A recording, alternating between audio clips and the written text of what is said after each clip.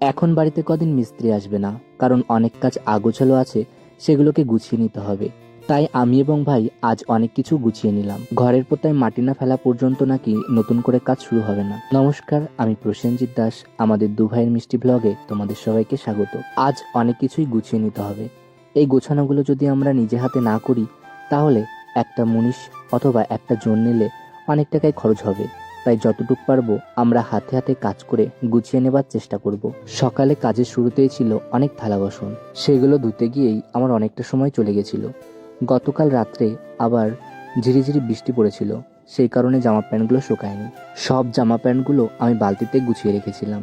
আচ্ছা, তোমাদের ওদিকেও কি বৃষ্টি হয়েছিল? জামা প্যান্টগুলো নাড়তে নাড়তেই চোখ পড়ল এই নিম পাতার উপর। বসন্ত ঋতু আসার পরপরই নিম গাছে কচি কচি নিম পাতা হয়েছে, যেগুলো দেখতে ভীষণ ভালো লাগছে। আর অনেকে তো এই সময় নিম বেগুন খায়। তাহলে নিম বেগুন রান্না করলে কেমন হয়? তাই ভাবলাম নিম বেগুন রান্না করব।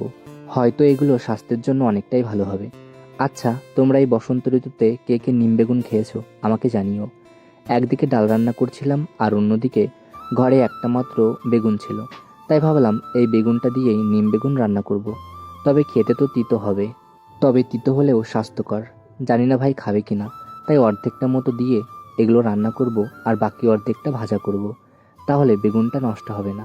বেগুনগুলোকে ছোট ছোট করে কেটে নিয়ে সবার প্রথমে নুন হলুদ মাখিয়ে ভেজে নিলাম। তারপর যে নিম পাতাগুলো এনেছিলাম সেগুলো পাতা ছাড়িয়ে ভালো করে জল দিয়ে ধুয়ে নিলাম। গরম তেলে নুন হলুদ এবং কিছু পরিমাণ শুকনো লঙ্কা দিয়ে পাতাগুলো ভালো করে ভেজে নিলাম।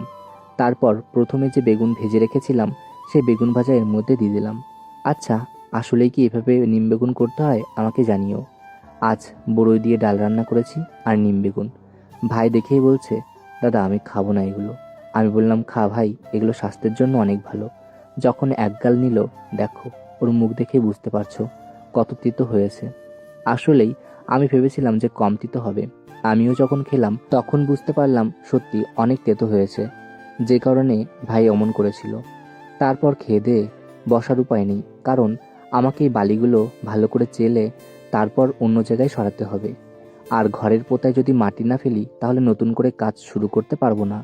তাই আমি ভাইকে বললাম, ভাই চল হাতে হাতে কাজ করি, তাহলে অনেক ভালো হবে এবং কাজও তাড়াতাড়ি হয়ে যাবে। এখন যদি একটা জন নিই তাতেও খরচ, সেহেতু সেই টাকা দিয়ে আমি আর তুই ভালো খাবার খাবো। শুধু শুধু জন নিতে হবে না, আমি আর তুই আস্তে আস্তে কাজ করি। আসলেই এখন একটু গরম পড়েছে, আর একটু না অনেকটাই গরম পড়েছে। অল্প কাজ করতে গিয়েও অনেক ক্লান্ত লাগে।